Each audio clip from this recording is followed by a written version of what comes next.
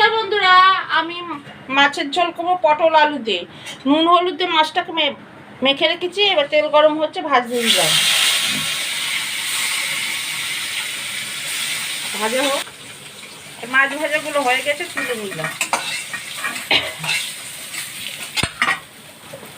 কড়াই জিরের ফোড়ন, শুকনো লঙ্কা, পাঁচফোড়ন দিয়ে ফোড়নটা হতে দেবো।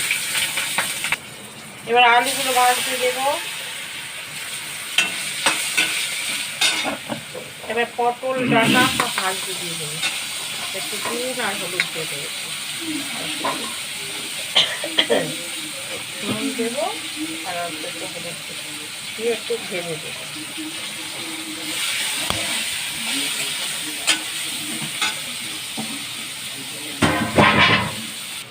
হাফ চামচ আদা রসুনের পেস্ট, আর হাফ চামচ জিরের গুঁড়ো, হাফ চামচ ধনের গুঁড়ো, আর 1 চামচ হলুদের গুঁড়ো, অল্প একটু লঙ্কার গুঁড়ো দিয়ে একটু কষবো।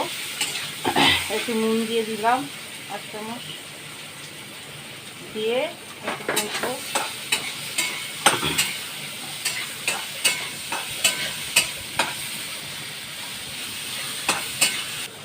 আবার একটু জল দিয়ে আর একটু কষবো। কষা হয়ে গেছে, এবার জল দেবো, দিয়ে চাপা দেবো।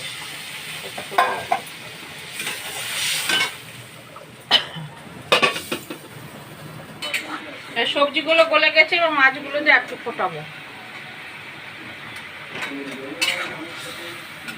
মাছের ঝোলটা আমার হয়ে গেছে, এবার নামিয়ে দেবো।